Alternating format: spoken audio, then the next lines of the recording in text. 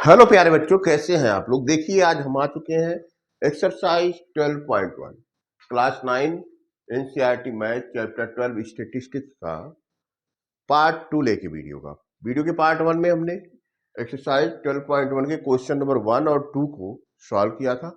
यहाँ पे हम क्वेश्चन नंबर 3, क्योंकि हमने यहाँ राइट कर रखा है, उसका सोल्यूशन करने की कोशिश करेंगे। आइए क्वेश्चन को रीड करते हैं। तो देखिए, यहाँ given below are the seats won by different political parties in the polling outcome of state assembly elections. Political party A B C D E F. Seat 1 A 75, B 55, C 37, D 29, E 10 and F 37। Question में दो part है। Part 1 में draw a bar graph to represent the polling result. Second, which political party won the maximum number of seat.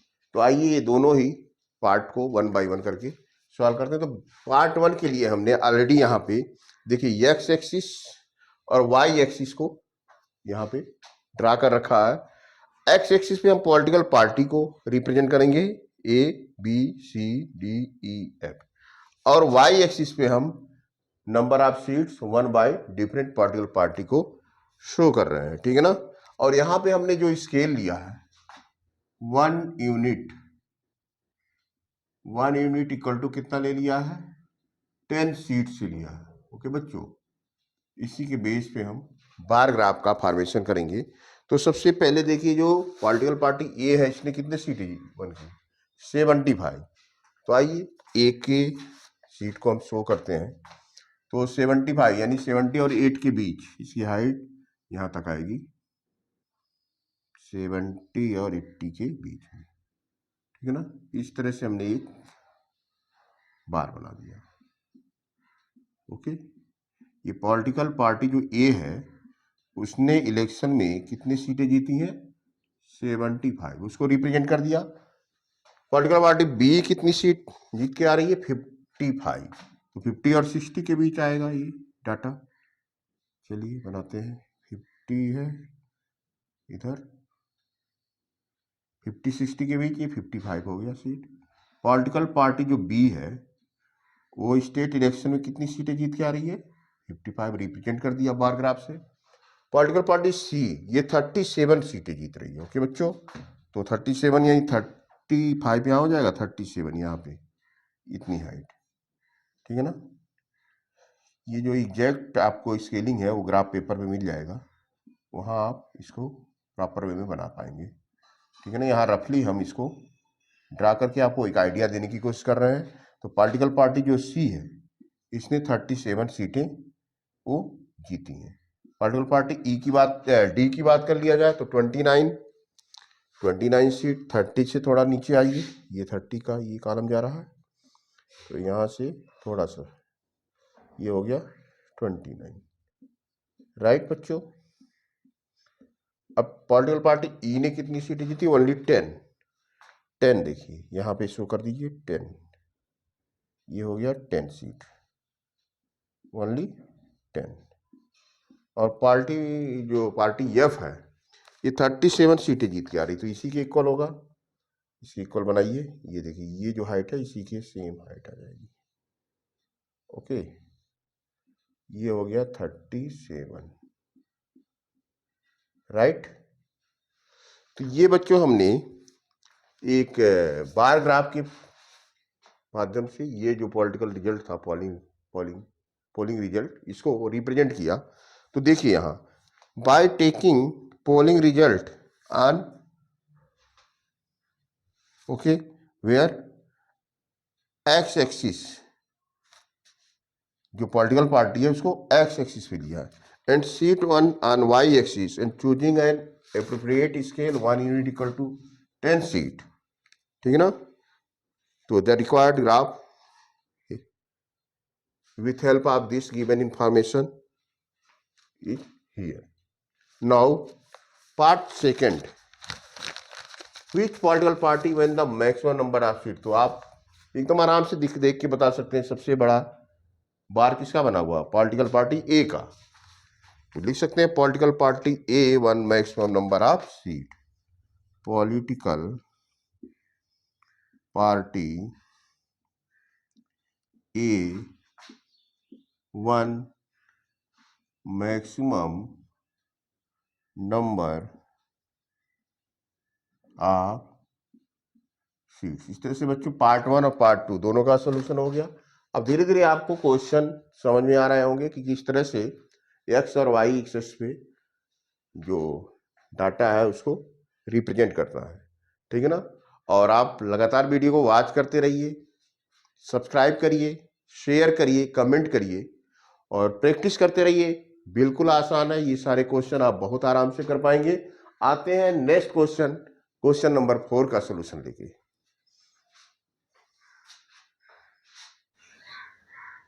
तो बच्चों question number 4 देखिए, the length of 40 leaves of a plant are measured correct to 1 millimetre and the obtained data is represented in the following table. Draw a histogram to represent the given data. Is there any suitable graphical representation for the same data? Is it correct to conclude that the maximum number of leaves are 153 mm long? ये 3 part है question के, तो question के ये तीनों part 1 by 1 हम solve करेंगे बच्चों। अब देखिए बच्चों, it can be observe that the length जो है of leaves is represented in A discontinuous. Discontinuous class interval इसलिए है कि 126 के बाद यहाँ भी 126 होता तो कंटिन्यूअस होता, ये डिसकंटिन्यूअस है, ठीक है ना। Having a difference of 1 in between them, therefore 1 का डिफरेंस है तो हाफ इसमें माइनस कर दिया और इसमें हाफ प्लस कर दिया, यानी अपर लिमिट में, ठीक है ना। 1/2 equal to 0.5 has to be added to each upper class limit and also have to subtract 0.5 from the lower class limit so as to make the class interval continuous। तो इसको continuous पहले बनाएंगे, तो continuous बनाने के लिए एक तरीका क्या है बच्चों, लोअर लिमिट में 0.5 माइनस करेंगे, अपर लिमिट में 0.5 को प्लस करेंगे, ठीक है ना। तो पहले देखिए अपर लिमिट में 0.5 प्लस कर लेते हैं, चलिए सब जगह 0.5 को प्लस कर लेते हैं, ठीक है ना। अब लोअर लिमिट में हमको माइनस करना है, तो 118 है तो 117.5 हो जाएगा, ठीक है।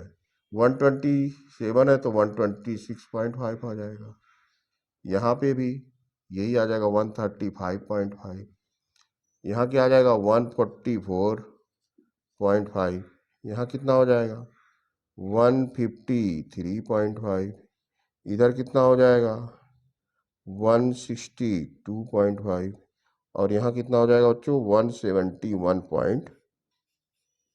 तो इस तरह से आप देख रहे हैं कि अब ये कंटिन्यूअस हो गया, जो नंबर यहाँ है अपर लिमिट वही लोअर इधर है, अपर लोअर, ये कंटिन्यूअस हो गया, ठीक है ना। अब क्या करेंगे, taking the length of leaves on x axis, x axis पे हम लीव्स के लेंथ को लेते हैं और क्या करेंगे नंबर ऑफ लीव्स को वाई एक्सिस पे लेंगे, ठीक है ना।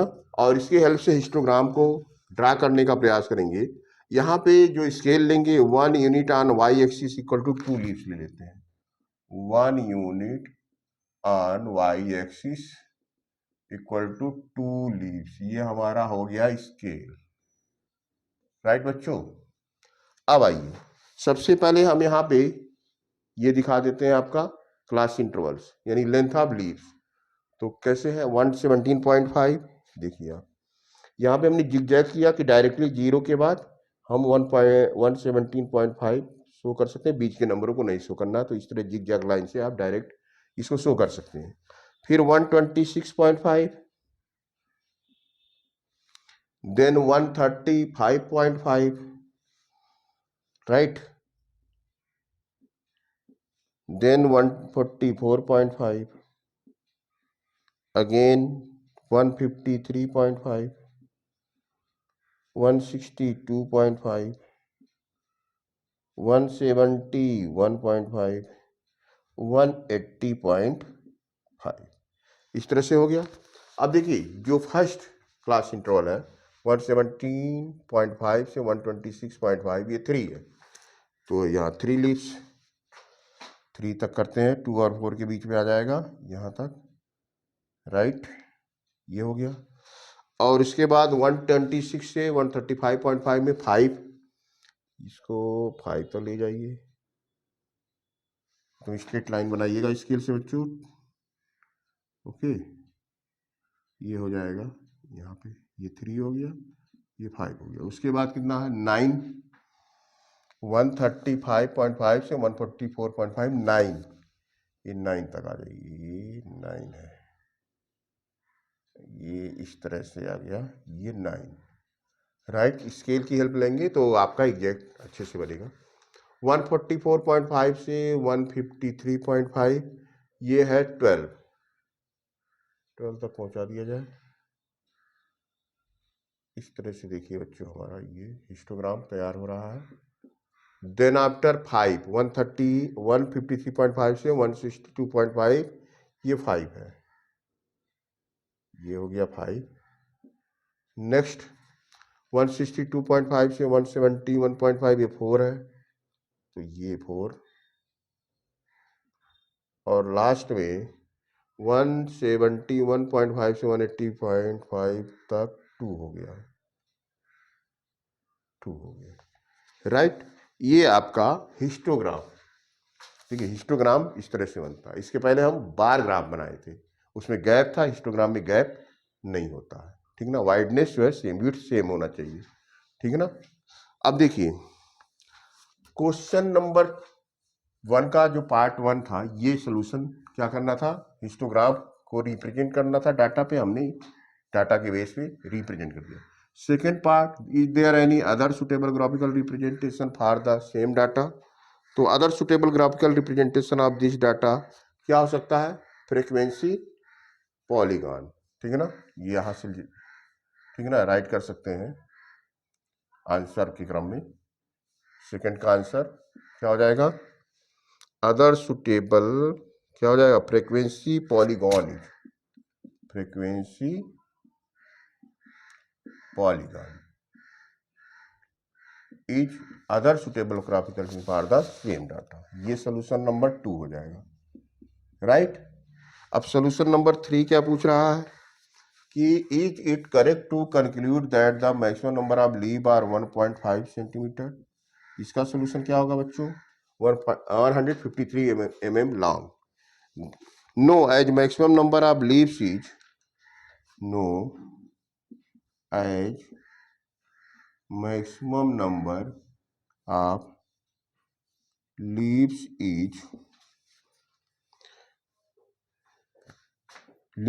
that is 12 has their length in between, has their length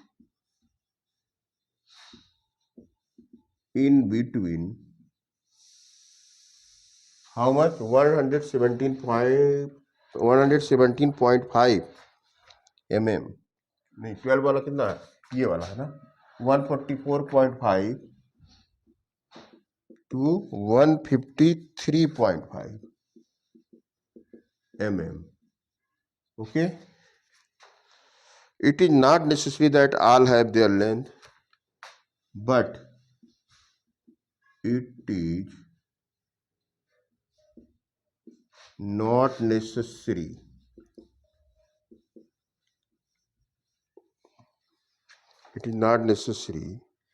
that all have their length, that all have their length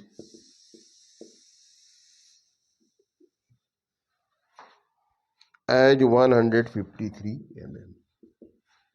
तो इस तरह से बच्चों देखिए क्वेश्चन नंबर 4 कि तीनों पार्ट का हमने, फर्स्ट पार्ट का सोल्यूशन वहां है, सेकंड पार्ट इसी यहाँ पे आंसर लिख दिया, थर्ड पार्ट का सोल्यूशन यह है कि ये 153 mm होना जरूरी नहीं है, क्योंकि सारे लीव्स एक ही साइज के हो ये भी संभव नहीं, वो तो वो दिया हुआ है कि 144.5 से लेकर 153.5 के बीच के 12 है, एग्जैक्ट 153 कहना ये भी सही नहीं है।